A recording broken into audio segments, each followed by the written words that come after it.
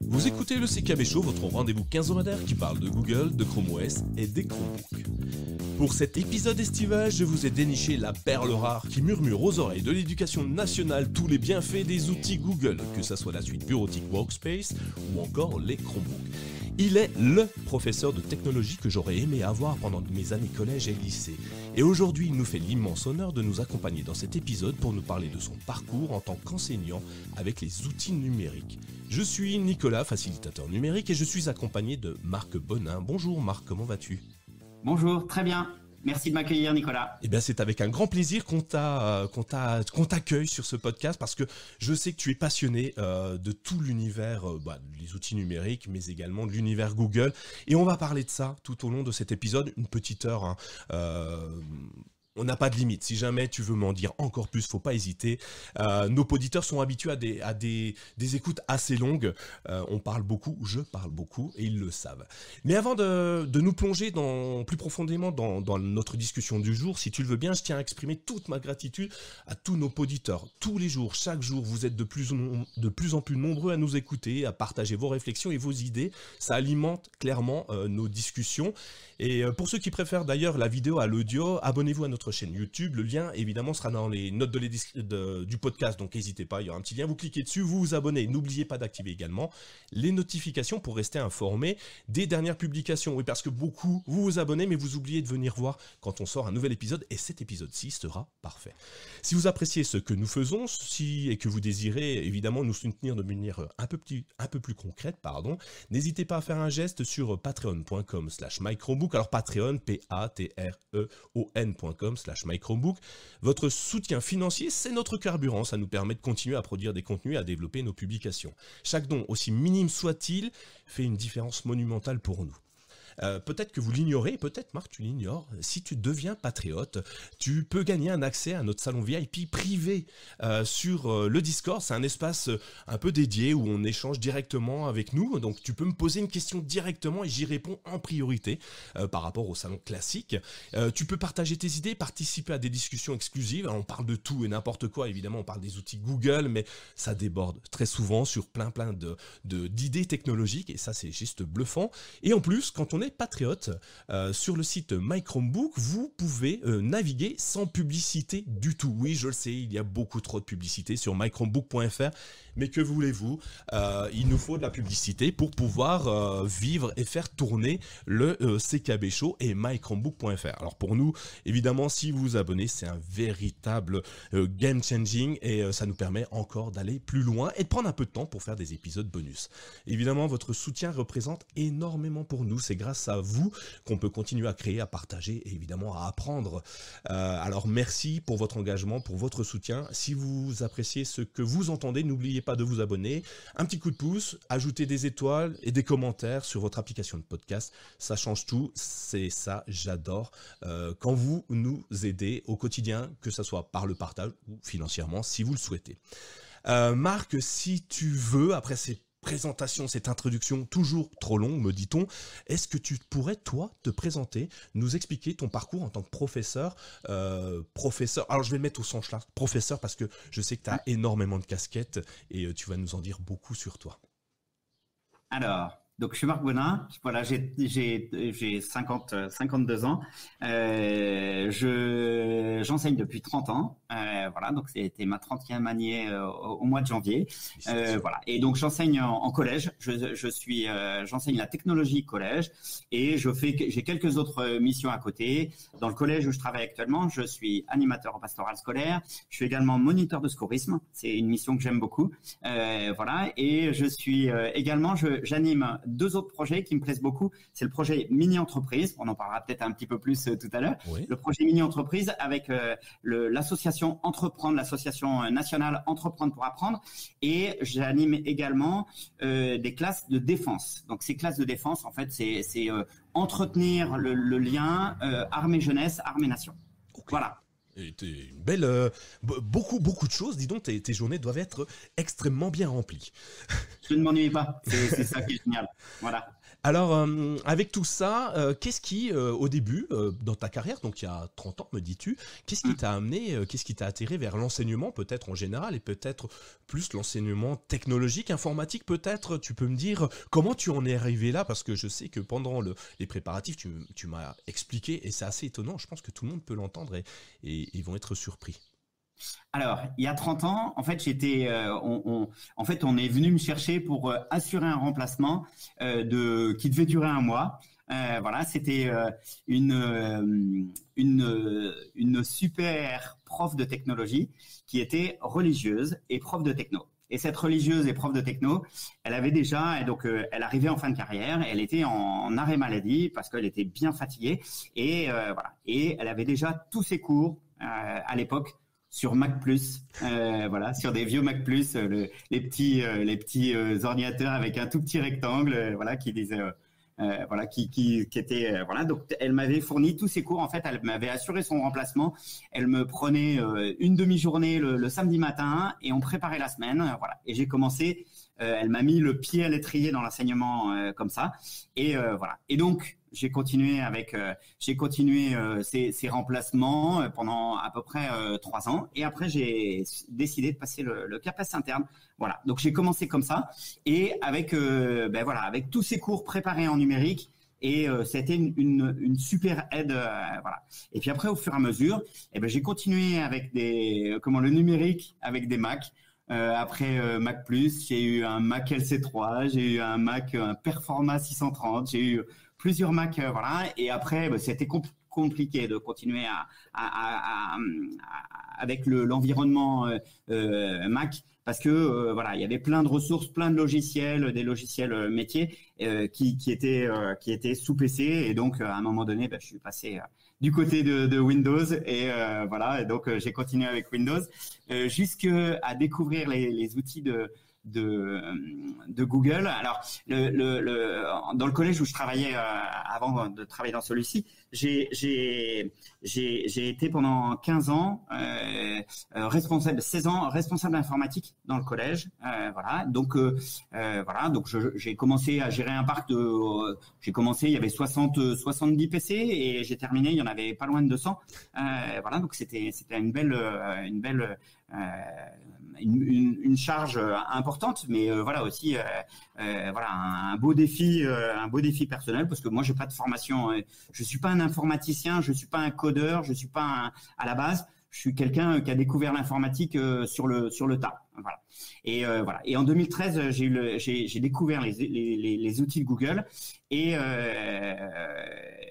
c'est des outils que je trouvais assez hyper ingénieux.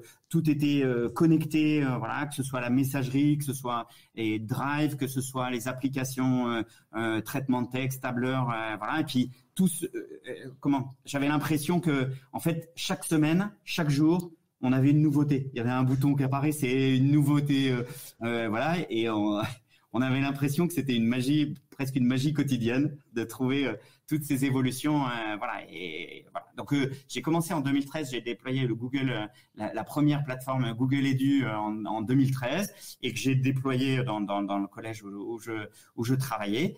Et voilà. Et donc au fur et à mesure, on a déployé des choses. Et les dernières années, mes 2 dernières années d'enseignement, j'ai commencé à déployer des Chromebooks dans la salle de technologie. Donc j'avais dans ma salle de technologie, mes 2 dernières années, 2020-2021, j'ai déployé une salle, voilà, il y avait moitié de Chromebook, moitié de PC. En tout cas, on utilisait les outils de Google Workspace à fond. Voilà. C'est étonnant. 2013 déjà, c'est loin maintenant. Hein. Ça fait 10 ans.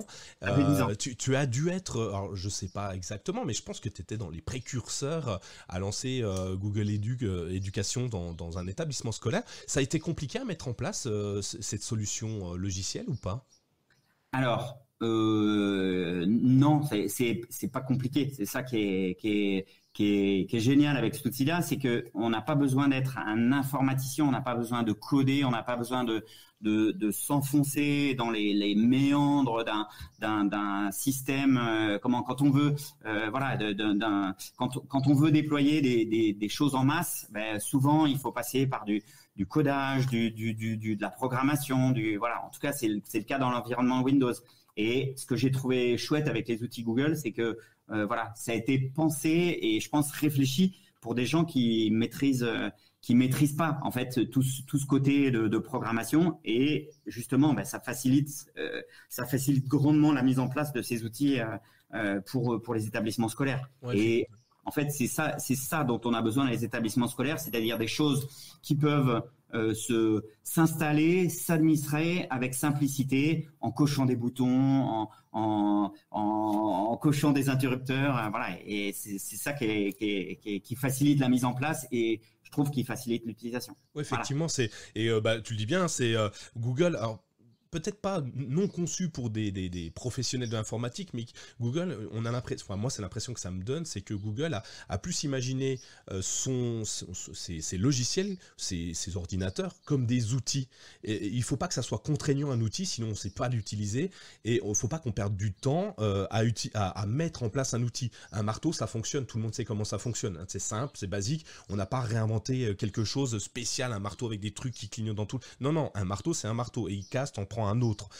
Et Google, ils sont un peu dans cet esprit-là. C'est pas une finalité, l'outil, c'est un moyen d'arriver à la connaissance, à l'éducation. Et je pense qu'ils l'ont imaginé comme ça au départ, en se disant, faut pas qu'on perde de temps dans la gestion des outils, parce qu'on a autre chose à faire, c'est-à-dire apprendre ou travailler, tout simplement. Et je pense que c'est ça. On est un peu dans le même esprit. Et j'adore, tu dis, ce qui est génial, c'est que sur Google Workspace, enfin sur les outils Google, tous les jours, on trouve des nouveautés. C'est Noël tous les matins. C'est exactement la phrase que je dis. Alors, tu dois écouter le CKB Show très souvent, j'imagine, parce que c'est ce que je dis tous les jours. J'adore Chrome OS. Alors, évidemment, c'est un outil Google, parce qu'en fait, tous les jours, j'ai une nouvelle fonctionnalité qui apparaît. J'ai un truc qui vient me titiller l'esprit, en me disant tiens regarde ici, clique ici, il y a un nouveau truc, et c'est magique, c'est assez exceptionnel. C'est ça aussi que j'aime et que j'apprécie, et ça permet de ne pas s'endormir en découvrant toujours de nouvelles choses. Donc ouais, c'est top. Donc pas de difficulté à l'installer. T'as pas eu de réticence dans les établissements scolaires d'amener Google Edu en 2013?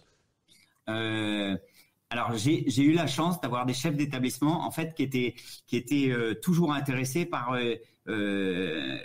la plupart des chefs d'établissement étaient intéressés par des nouveautés ou des choses voilà. Ouais. Et donc j'ai eu la chance qu'ils m'ont laissé beaucoup de latitude pour installer ça et le déployer pour les élèves et pour les collègues. Voilà. Alors effectivement, dans l'éducation nationale, il y a parfois un petit peu l'image de Google comme le grand méchant qui veut récolter toutes nos données, voilà, cette image, voilà, elle existe, et c'est des fois un petit peu difficile de s'en défaire. Après, quand les gens ils ont goûté, ils ont goûté le truc, ils y reviennent. Hein. Et puis ça c'est une chose. Et puis après, il y a l'apport des élèves, c'est-à-dire quand les élèves ils ont en main cet outil-là. Ils font des trucs, voilà, ils se l'approprient.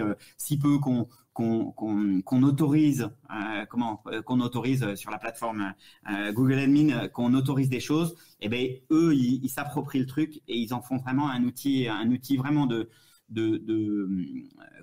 communication, un outil de production, un outil créatif, un outil voilà. J'ai beaucoup d'élèves qui viennent me voir justement pour contourner les droits admin, ça me fait rire.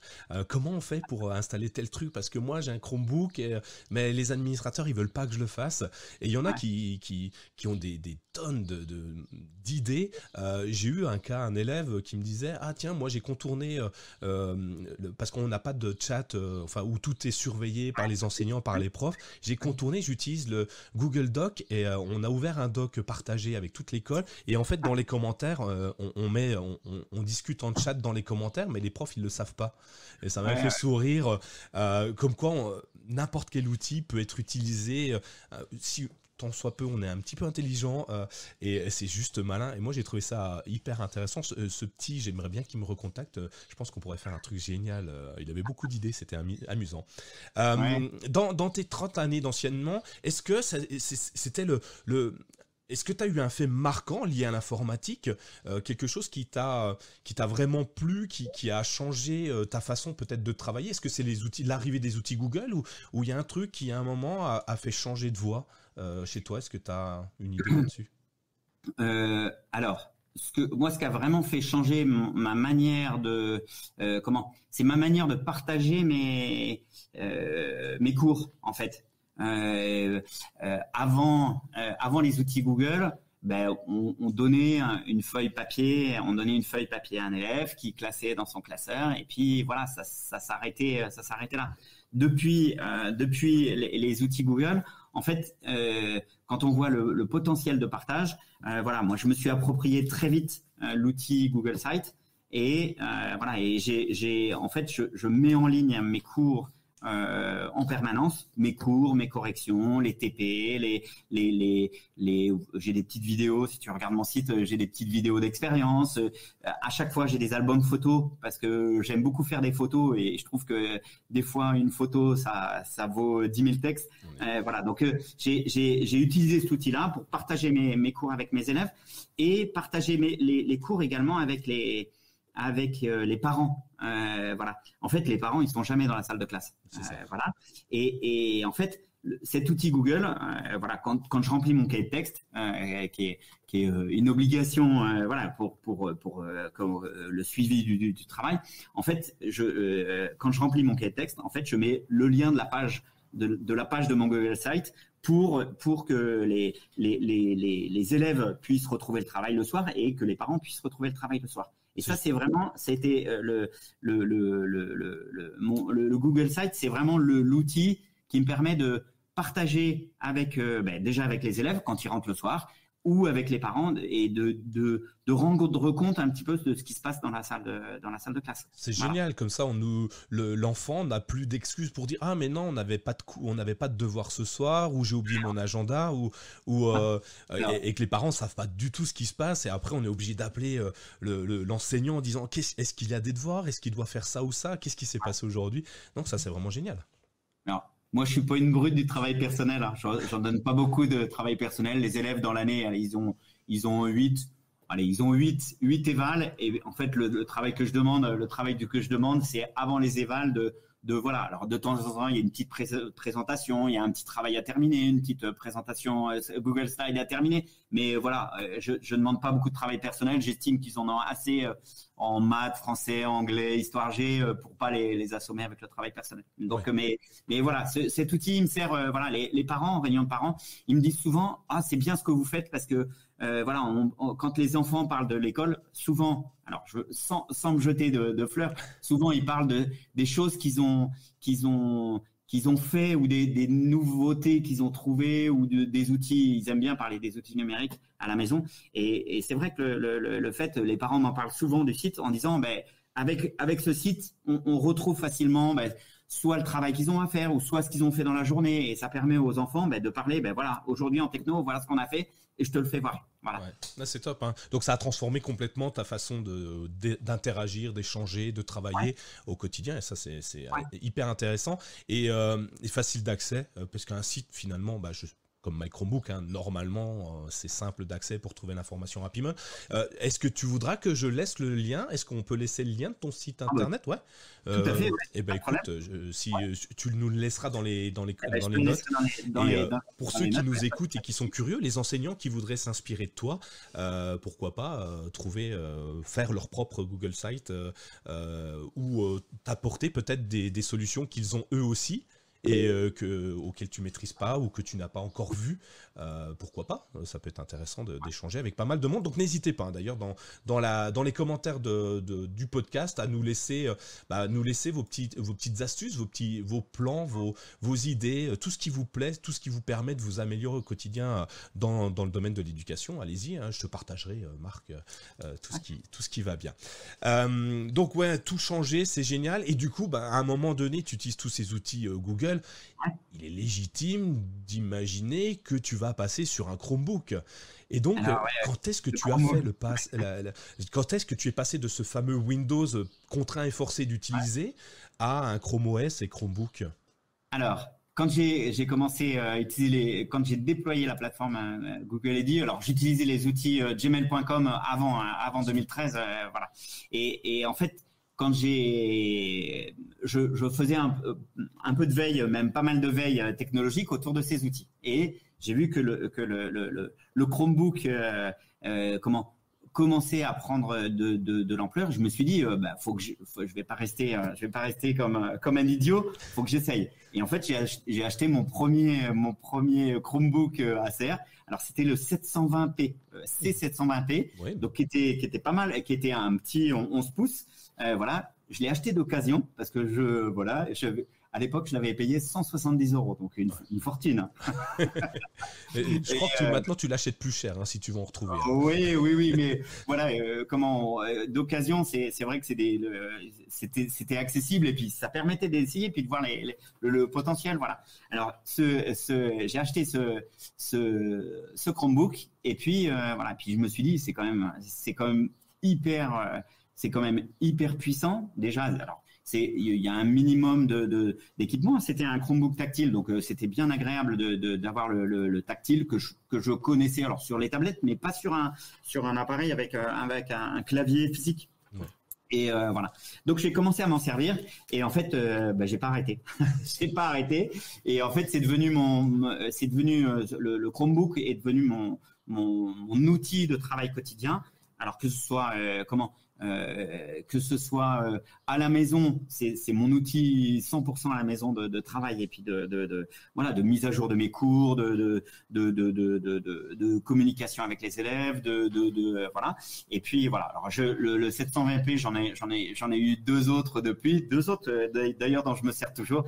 Voilà. Donc j'ai deux Chromebooks. Donc j'ai repris un 11 pouces, voilà, alors qui est un petit peu ancien même maintenant, mais voilà, en fait la durabilité, moi ce que je constate chez les Chromebooks, c'est la durabilité. C'est-à-dire le 720p, il est tombé en panne. C'est ma fille qui s'en servait, il est tombé en panne il y a 6 mois.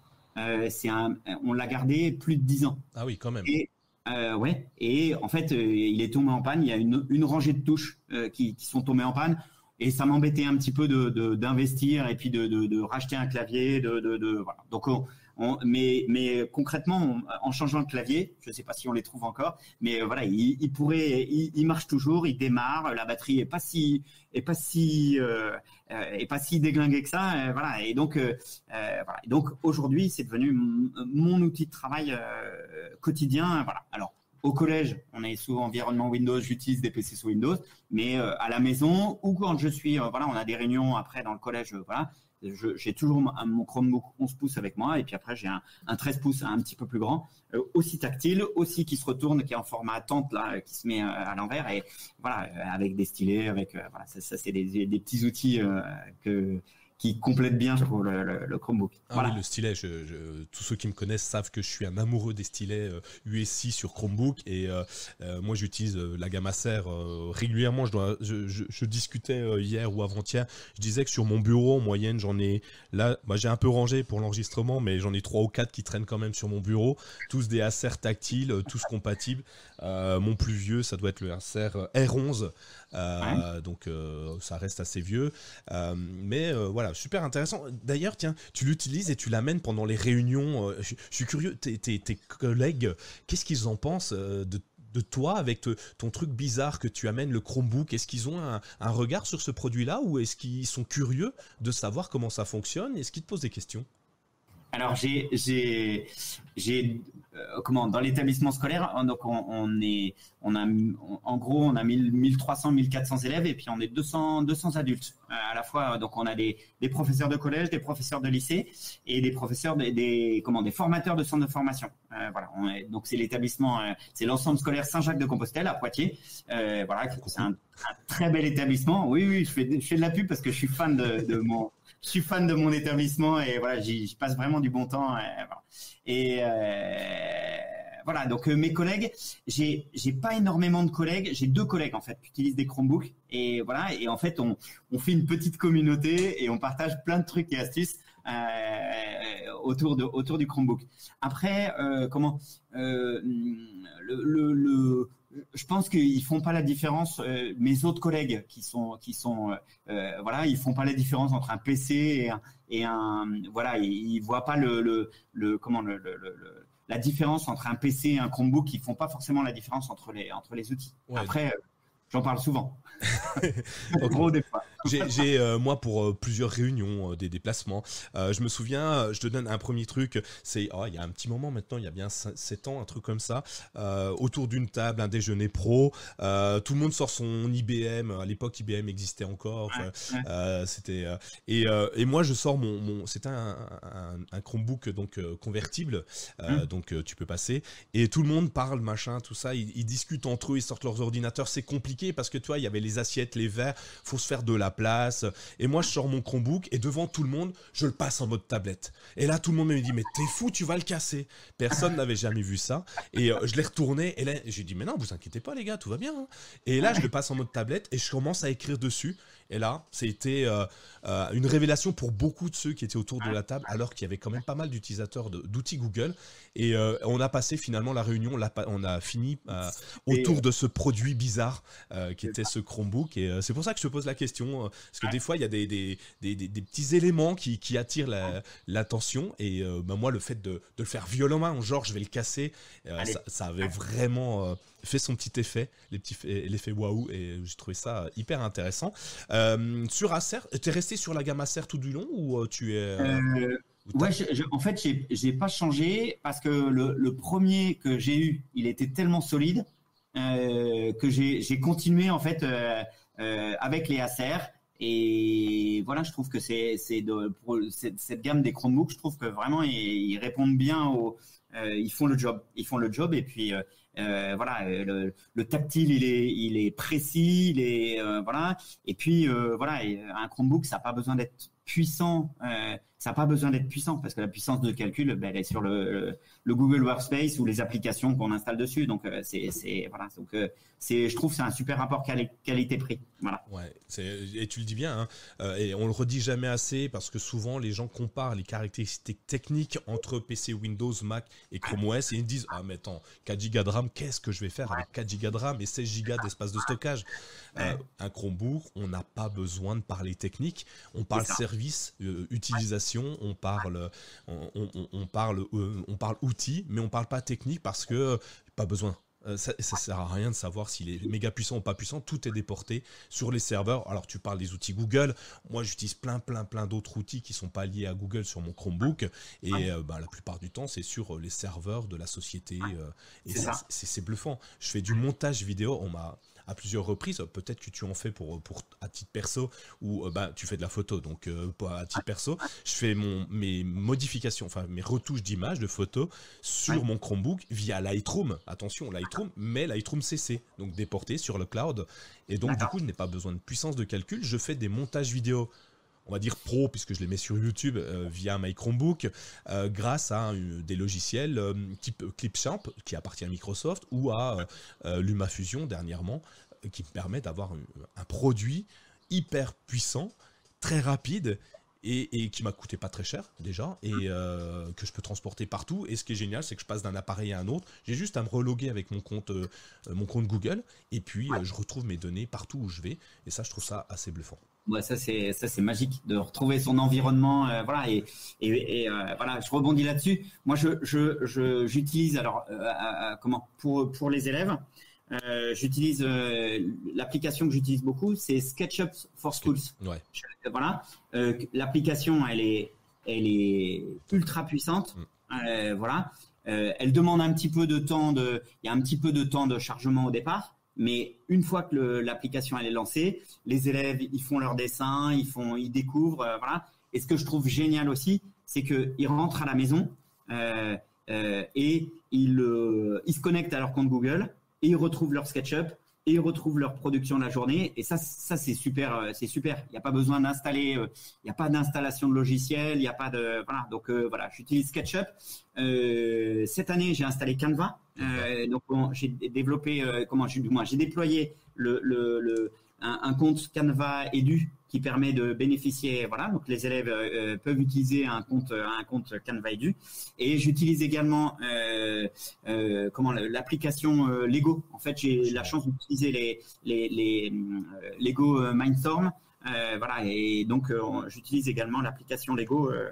C'est ce qui permet de faire des petits robots animés, c'est ça, hein. Voilà, de programmer, en fait, ça ne permet pas de les faire, mais de les programmer, et puis ensuite, une fois qu'ils sont programmés, de les faire se déplacer, les faire détecter, les faire se mouvoir, leur faire enchaîner des actions, ou leur faire détecter une ligne noire, voilà. Et puis, il y a les petites applications aussi, dans l'éducation nationale, il y a pas mal d'applications Android. Donc il y en a une que j'aime bien utiliser, que j'utilise en 5e, c'est l'application. Toutes les applications, il y a tout un pack qui a été créé à l'occasion de la construction de la ligne LGV. Il y a déjà maintenant quelques années la ligne LGV Tours-Bordeaux, et qui passe à Poitiers. Et en fait, on a eu, c'est un truc dont on parle dans l'aménagement du territoire en histoire géo. C'est un truc dont on parle, et en technologie, il y a toute la partie construction de la LGV avec une étape de tracé, une étape de terrassement, une étape de d'essai de la ligne, et puis ensuite d'optimisation de la ligne pour aller le plus vite possible de Tours à Bordeaux. Donc cette petite application, elle fonctionne sur Android et elle fonctionne parfaitement sur mes Chromebooks. Voilà. Et ça, les élèves. Tu le donnes à tes élèves et tu travailles dessus. Et moi, je t'ai raconté, mais moi, quand je faisais de la techno, j'ai fait une horloge avec un CD qui marche pas, en fait. Pourquoi j'ai pas fait ça? Après, je te rassure, depuis 30 ans, j'en ai fait des horloges en plastique, dans divers matériaux. Voilà. Mais bon, voilà. La technologie, depuis plusieurs années, la technologie a pris un tournant numérique qui était important à prendre, parce que la technologie dans les établissements scolaires, c'est aussi le domptage du numérique, c'est-à-dire on fait beaucoup avec les élèves. Et puis le prof de techno, c'est le référent. Les profs de techno, on est souvent le référent numérique des établissements scolaires. Le géo trouve tout. Ouais. Puis celui qui fait avec les élèves, qui fait découvrir aux élèves, voilà. Donc et puis aux collègues, les collègues, tous ces outils-là, ces petits trucs, on parlait de petits trucs avec le Chromebook, mais les petits trucs numériques qui facilitent la vie, qui facilitent le quotidien, c'est vrai que les collègues viennent souvent nous voir en disant, j'ai tel problème, comment tu le résoudrais, ou comment. Top. Moi, je veux faire ça comme métier plus tard quand je serai grand. Donc, en gros, si ton job, c'est d'être curieux et de passer à tout le monde ce que tu découvres. C'est génial. Je l'avais jamais vraiment vu comme ça, tu vois. Tu viens de changer ma vision des choses. Excellent. Donc les Chromebooks, tiens, si on repart sur un Chromebook, ce que j'aime bien dans les Chromebooks, et peut-être que donc c'est la longévité, comme tu l'as dit. Ton Chromebook 720p qui dure 8 ans, c'est ça que tu me dis? Alors qu'à l'époque, les mises à jour, ça devait être 3 ans. Je crois qu'il devait plus être mis à jour depuis très longtemps, mais il fonctionnait encore. Donc. Et puis il fonctionnait très bien. Et puis c'est le fait que Chrome OS se mette pas à jour n'empêche pas le fonctionnement des outils qu'il y a dessus. Oui, bien sûr. Après, il y a des fois des petites options, il y a des options un peu magiques qu'on n'a pas, mais c'est pas c'est pour la productivité et l'utilisation des outils, tout fonctionnait. Ouais, mais c'est ça. Ok, ouais. Donc du coup, en plus, tu l'as acheté pas cher, il dure 8 ans, ramené à l'usage, il t'a rien coûté, c'est cadeau, quoi. C'est puis pour la planète, c'est tout bénef, quoi. Et quand on voit la pollution des outils numériques, à cause de leur manque de longévité, là c'est un contre-exemple qui est impressionnant.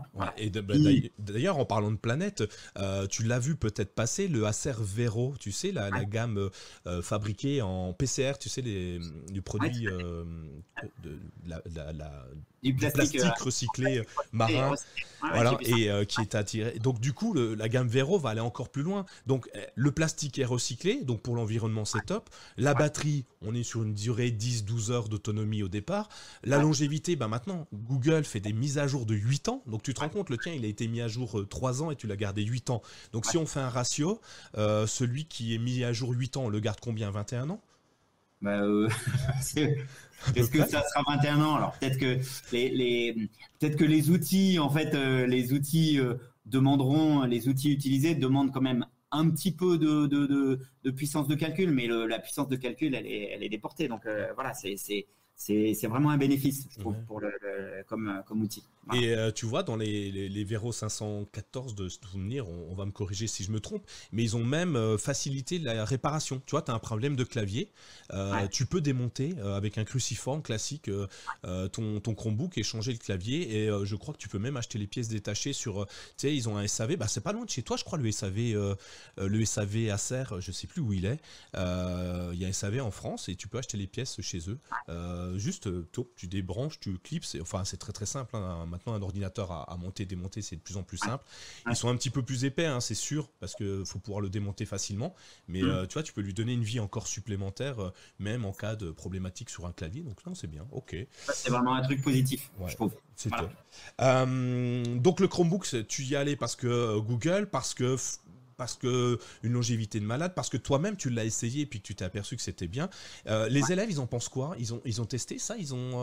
J'ai quelques élèves, c'est deux à trois élèves par classe qui ont, chez eux, ils ont un Chromebook. Alors, nous, la particularité ici à Saint-Jacques-de-Compostelle, au collège, c'est que en début de sixième, on donne un terminal. Chaque élève a un terminal, a un PC sous Windows et qui garde ses 4 ans de collège. Alors, la particularité aussi, c'est qu'ils n'emmènent pas leur PC à la maison. Les PC restent là. Donc, ça veut dire que le soir, en fait, les élèves, quand ils ont besoin de se reconnecter, soit à leur Office 365, soit à leur Google Workspace, ils le font sur des appareils, sur les appareils qu'ils ont à la maison. Et j'ai 2 ou 3 élèves par classe qui ont des Chromebooks. Donc, les élèves, ils le savent que je suis un fan de Chromebook. Donc, ils viennent me voir. J'ai un Chromebook avec le Google Workspace. Ça marche super bien. Ben, je leur dis oui, évidemment, ça marche super bien. Voilà. Dis-le à tes copains.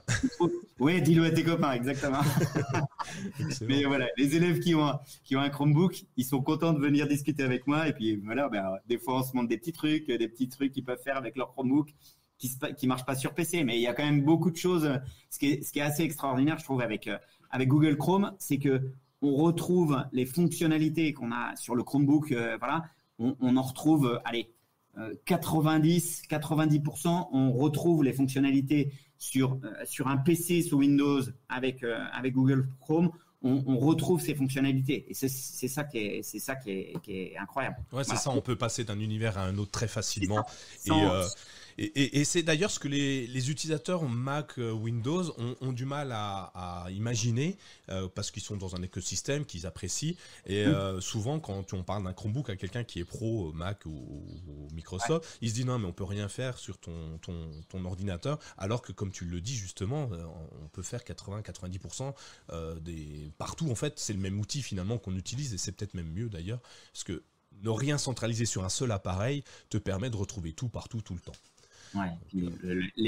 Ne serait-ce que voilà le nombre de gens encore qui travaillent avec des disques durs ou des clés qui perdent de toutes leurs données parce que la clé elle a craché ou le disque dur elle a craché. Voilà, c'est un truc. Moi, ça fait peut-être 15 ans que ça m'est pas arrivé quoi. Voilà, depuis que j'utilise les outils avant, les outils de gmail.com et puis maintenant les outils Google Edu, voilà, j'ai plus jamais perdu de documents. Non, mais c'est bluffant. Et une chose intéressante sur tout ce qui est Google Workspace, c'est l'enregistrement automatique aussi. J'ai perdu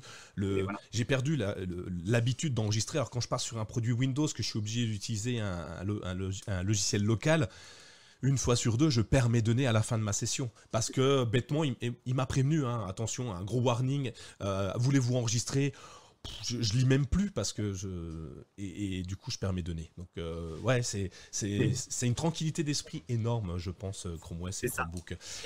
D'ailleurs, dis-moi, excuse-moi, je t'ai coupé. L'autre truc impressionnant, c'est que au début quand on commence à utiliser les outils Google Docs, Google Slides, Google Sheets, quand les élèves commencent à l'utiliser, et j'aime bien utiliser souvent, leur faire découvrir qu'on peut travailler à 30 sur le même document.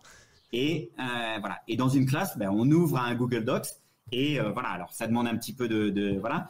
Et en fait, je les laisse travailler, voilà. Et au bout de quelques minutes, je leur fais voir l'historique des modifications. Ça, c'est un truc qu'on trouve pas. Voilà. Quand on voit l'historique des modifications, quand on sait que Julien Dupont, à telle heure, à tel jour, il a utilisé le document, il a fait tel modif, il a fait tel voilà. Et ça, les élèves, voilà. Donc c'est aussi cette voilà, on sait quand les élèves ont travaillé, quand on confie un travail et voilà, j'utilise beaucoup Google Classroom pour distribuer le travail en classe. Et dans Classroom, voilà, quand je génère un document, je le distribue à la classe. Et voilà, et les élèves, on sait quand les élèves ont travaillé à la maison, quand ils ont un travail à rendre, et quand ils n'ont pas travaillé. Et ça, voilà. Et je leur explique, je leur ai dit, attention, je sais quand vous avez travaillé ou pas travaillé. Donc voilà, la plupart des élèves savent qu'il y a cette fonctionnalité et ils savent qu'ils doivent bosser. Voilà. Ouais, c'est bien. Non, mais c'est bien. Donc, ça a amélioré vachement ta façon de travailler, finalement. Ça t'a simplifié la vie. Parce que tu n'as plus besoin de vérifier. Finalement, tu n'as plus besoin de demander à chacun chaque chose. Tu peux le voir tout de suite. Exactement. Et les élèves, eux, ils sont habitués. Ils n'ont pas de réticence au fait que tu puisses checker le soir. Non, ça fait partie du jeu, ça fait partie des règles qu'on a établies en début d'année en disant, voilà, je vous ai distribué le travail, je saurai et je les prends pas en traître. Je leur dis, je saurai qui a travaillé, qui a pas travaillé. Et puis voilà, puis ils jouent le jeu. Ouais, c'est top. C'est top. Ouais. Et non, c'est bien parce que du coup, en plus, ils peuvent travailler ensemble sans être dans la même pièce, dans la même maison, sans forcément avoir besoin. Sur du Classroom, t'as pas besoin de puissance, même s'ils ont une faible connexion Internet, ça va fonctionner. Et non, c'est top. J'imagine là, j'ai plein de projets qui me montent en tête en me disant tiens, on pourrait faire ça, mais je suis pas enseignant. Oublie, Nicolas. Et ok, c'est top. Toi. Là, on est à l'état, on est en 2023 aujourd'hui, donc avec tout ce qui s'est passé, toutes les évolutions, comment tu te dis, tiens, comment j'envisage la suite finalement, qu'est-ce qui fait que les gens vont améliorer, parce qu'on entend un truc assez fréquemment, la fracture numérique, on entend très très souvent, donc du coup, quand tu parles d'ordinateur, il y a sûrement des gens qui sont des élèves qui sont moins habitués, des parents qui sont peut-être très réfractaires. Est-ce que, en tant qu'enseignant, tu te dis, comment je peux faire, comment je vais faire évoluer les mentalités ou les usages de l'informatique ou des outils numériques en global, comment ça peut être fait dans quelques mois, années, siècles, c'est long quand même. Alors, au collège, et j'enseigne un peu au lycée aussi, je fais sciences numériques en seconde, voilà, cette nouvelle matière qui date de 2019, ça fait 2 ans que j'enseigne les sciences numériques au lycée. En technologie au collège et en sciences numériques au lycée, on essaye de faire découvrir en fait ce qu'on peut faire avec ce qu'on peut faire comme travail avec un outil numérique, voilà. Et on essaye aussi d'enseigner l'esprit critique, c'est-à-dire que l'outil ne devienne pas qu'on ne devienne pas esclave de l'outil. Voilà. Et c'est en seconde, en sciences numériques, il y a une partie du programme justement sur les réseaux sociaux où voilà, on essaye moi, j'insiste beaucoup auprès des élèves pour dire attention, du moins attention dans le sens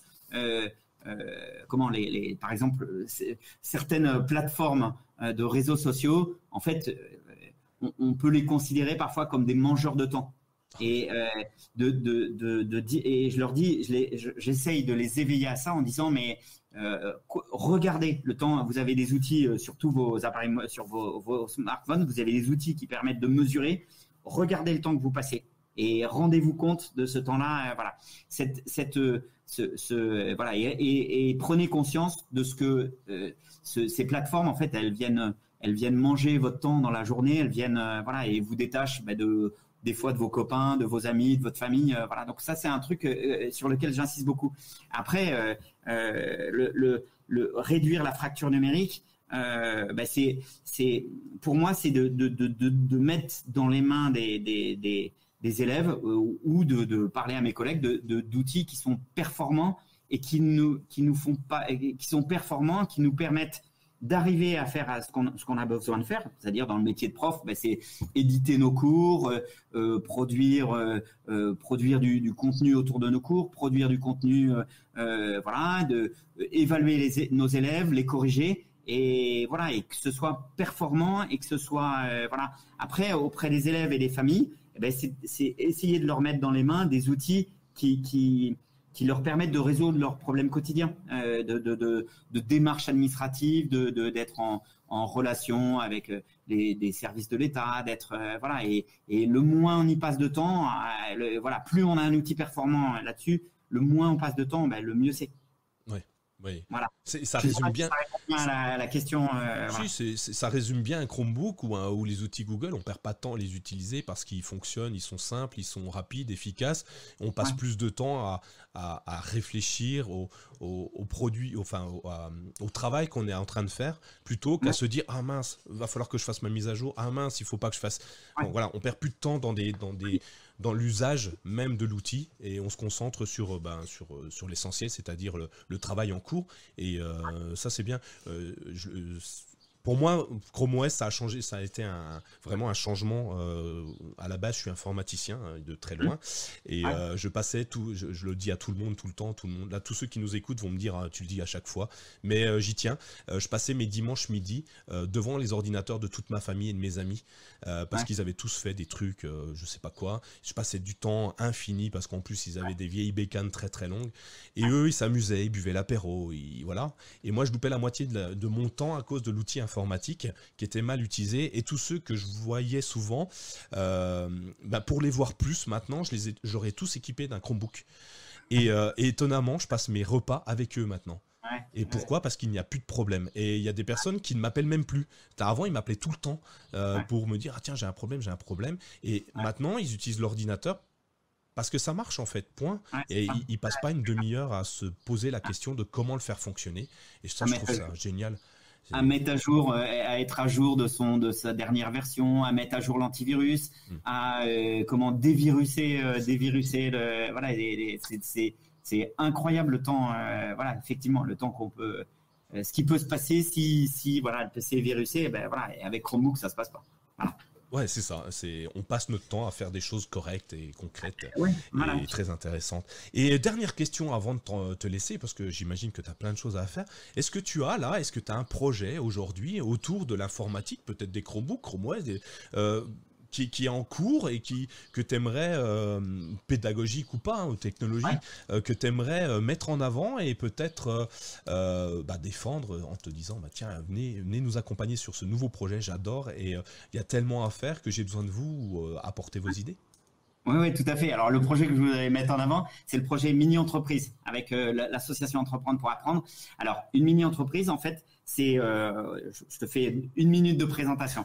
C'est déployer, en fait, avec les élèves, un groupe d'élèves volontaires. Je fais ça sur le niveau 4e, mais ça existe pour le collège, ça existe pour le lycée et ça existe aussi pour le post-bac. Donc, voilà, c'est vraiment un truc à aller à découvrir.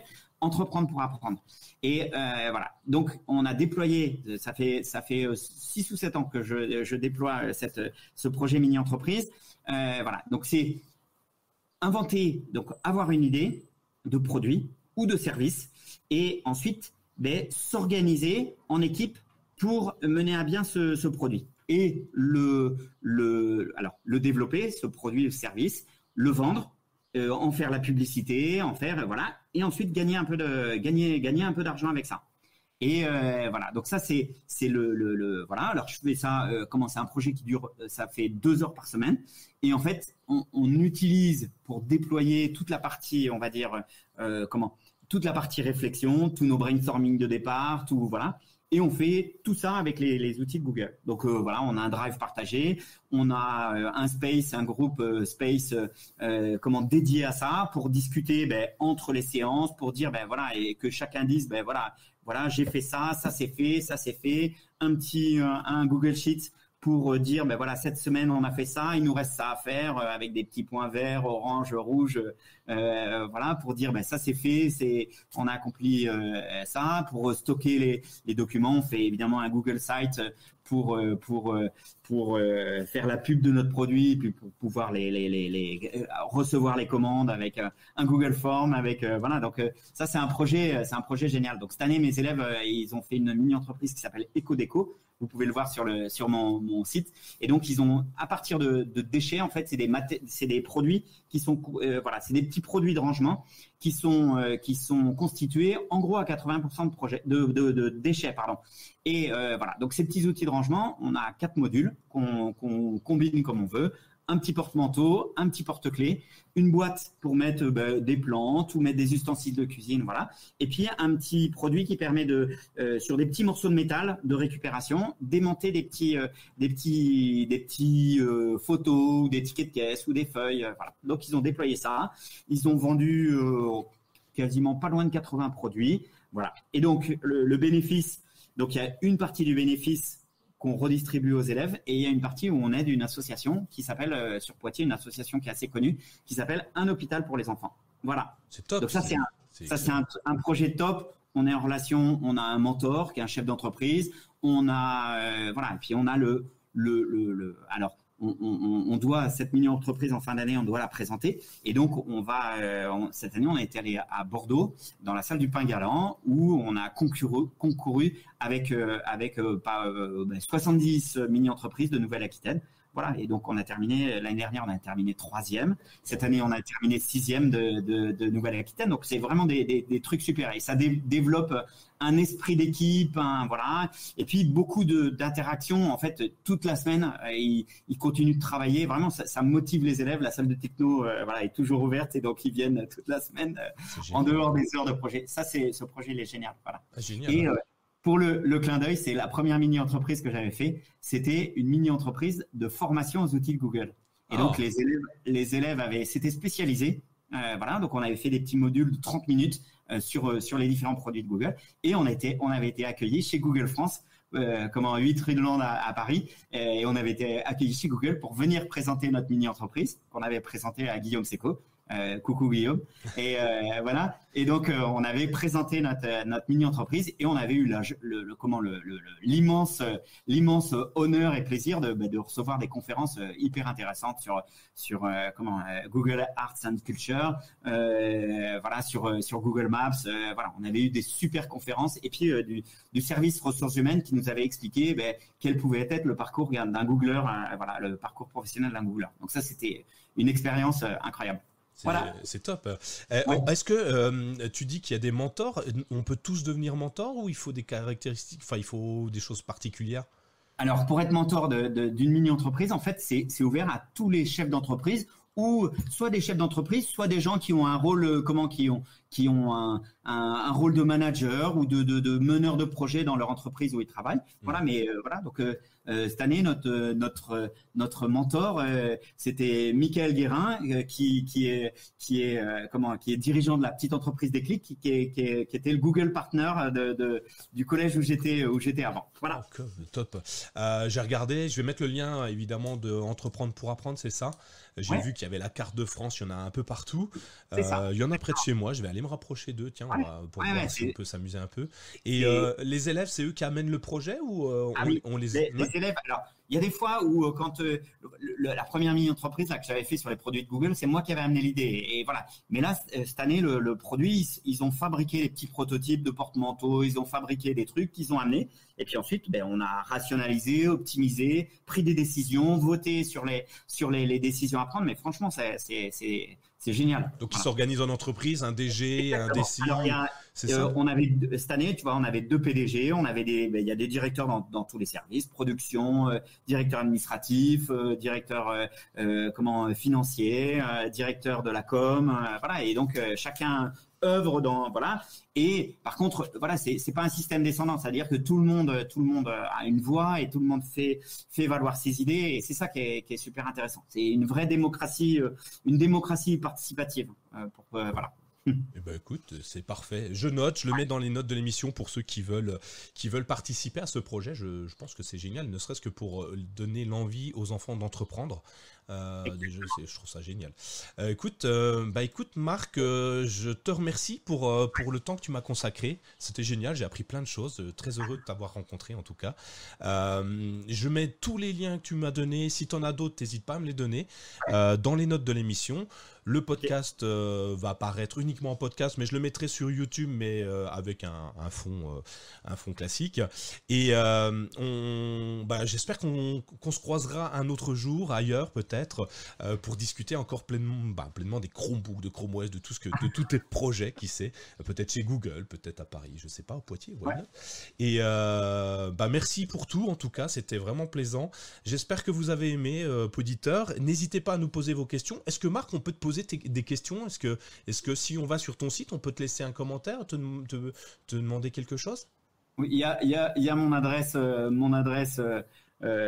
Google et mon adresse académique qui est disponible. Mais voilà, il y a moyen de me retrouver et de me contacter. Voilà. C'est top. Écoute, on va faire ça. Merci pour tout. Je vous souhaite à tous et à toutes une agréable journée, une soirée pour ceux qui nous écoutent le soir, oui, puisqu'on nous écoute pour nous endormir des fois. Et puis on reste dans les rêves des gens jusqu'au lendemain matin, et ça c'est génial. Et puis on se dit à très bientôt dans un prochain épisode du CKB Show. Encore merci Marc et à très bientôt tout le monde. Ciao, bye bye. Avec grand plaisir. Bonne journée. Merci. Voilà.